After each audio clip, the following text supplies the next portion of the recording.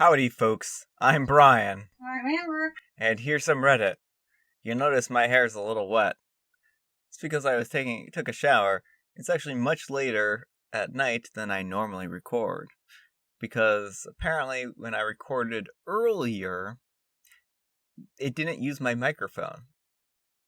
I guess when I was looking at my microphone, it wasn't plugged in all the way. It was plugged in enough to be on, but I guess it wasn't actually picking up on the signal. So we're recording this just for you people. So let's get started. Am I the jerk for kidnapping my sister because my parents weren't helping her post-surgery? I'm a 21-year-old male and my sister is a 14-year-old female and she recently had to have a gallbladder surgery. My parents haven't always been the nicest people in the world, but I thought that they would at least change a little bit by now.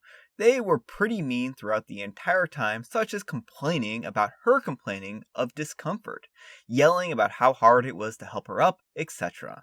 I came to help post-op, and the entire time they weren't getting her or helping her get things. I was always there to help her. I had to go do something for work and came back to finding her trying to get out of bed to refill her bottle of water. Obviously, she was struggling and she was bawling her eyes out.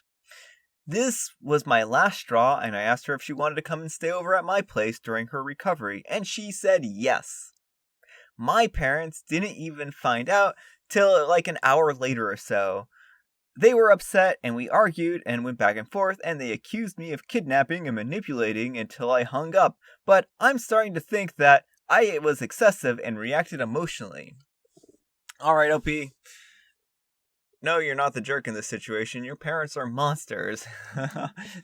And you didn't kidnap your sister. You got her out of a dangerous situation. I mean, you're not supposed to move a lot during post-op. And the thing is that the reason why you're supposed to have someone with you at all times after a surgery like this is because you need constant attention and care. If your parents aren't willing to do that, then they don't deserve to take care of your sister. And the worst part about this is that they couldn't even figure out that their daughter, who they were supposed to be keeping a close eye on, wasn't even in the house for an hour. How do you not know that if you're taking care of someone? That means that for at least an hour, they didn't want to check on her or get her any water or help her use the bathroom or any number of things.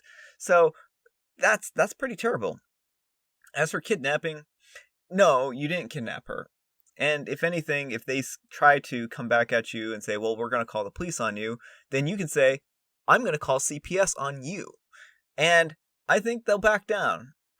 Your sister needs to get out of this situation as soon as possible because this is just not a good situation. It's very bad. So, yeah, anyhow, take care and good luck. Not the jerk. You saw a problem, offered a hand, and she took it. Are you making her life better by taking her with you? If so, don't worry about your sister. But maybe worry a little bit about your parents. On the legal side of things, I don't know what could happen if your parents called the cops or served you in court. I think that's how you say this.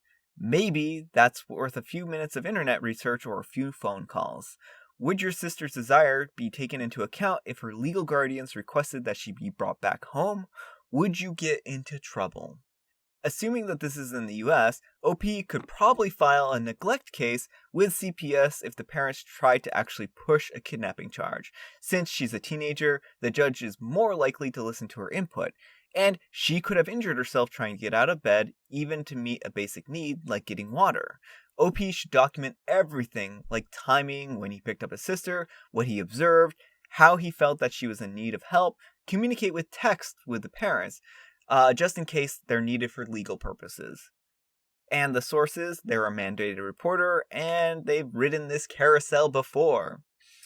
So, I think that this is really good to hear from someone who's experienced this, who knows about this kind of stuff.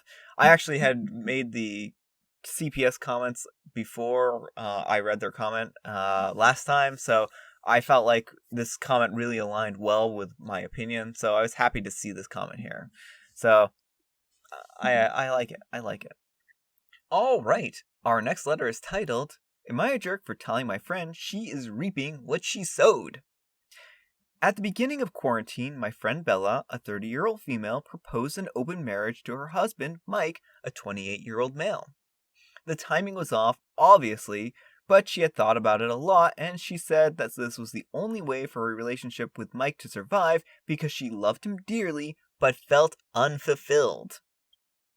Mike hesitantly agreed because he didn't want to lose her.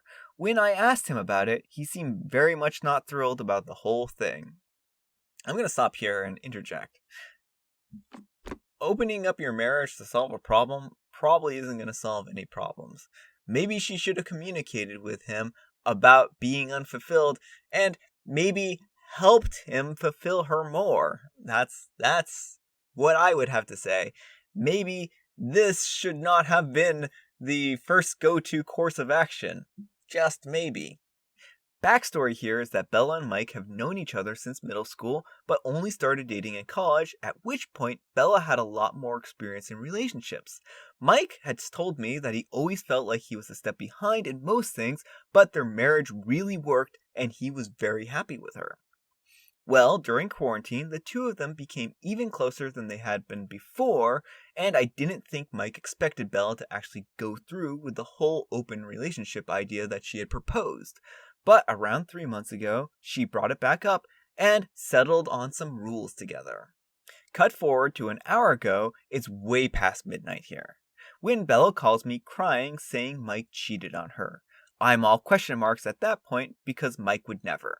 She tells me that she tried calling Mike all day, but he said he had a date and hasn't come home yet. I asked her, but wasn't that sort of okay between you two? She sobbingly tells me yes, that was the sort of deal, but that she hasn't been able to go on a single date with a guy yet because she was so busy being back at work now, and Mike just went ahead with his date as if she meant nothing. He hadn't disclosed any details to her, which as far as I know was part of their deal, and they didn't want to know any of the details. And she felt like he was ridiculing her. I didn't really know what to say and just told her, well, honey, I think you just reaped what you sowed, honestly. She's furious with me and screamed at me for being an awful friend to her, that I should understand how she feels. I kept quiet, but honestly, I think she's upset that her husband is doing what she proposed in the first place. I haven't talked to Mike yet, but am I the jerk? Edit, I spoke with Mike just now, and he said he had an awesome night but came home to Bella screaming at him, and he feels incredibly guilty and confused, understandably. He'll come by afterwards to talk. Alright, OP, no, you're not a jerk in this situation. I think that you called her out on her BS.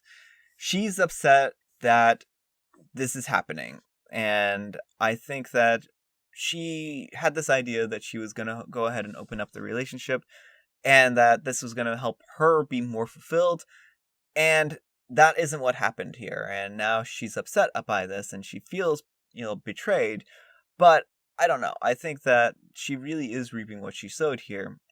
She was clearly not comfortable with the idea of Mike going out, and if that's the case, then she needed to not suggest having an open relationship, plain and simple.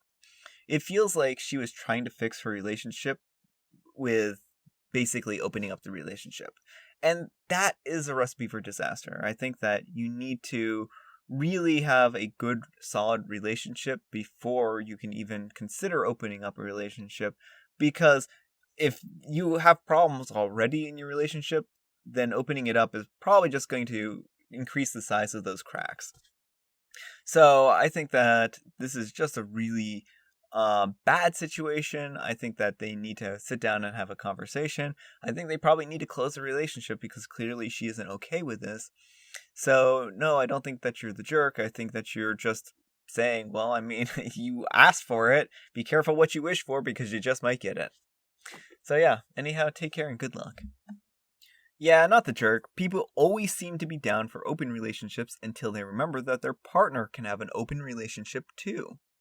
And it often seems that the partner who originally proposed the idea ends up striking out, while the hesitant partner hits the home run.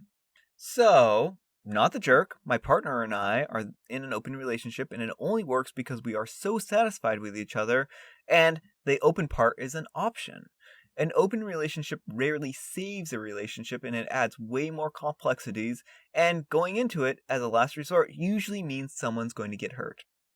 This girl is asking for trouble, and it came knocking, and she had the audacity to be surprised. OP, you're totally fine here. Being a good friend means calling out people on their BS. Alright folks, that's all the time we have for today. I hope you enjoyed today's video. If you did, consider giving it a like. If you didn't, consider giving it a dislike. Thanks so much for watching, and I'll see you all tomorrow. Bye!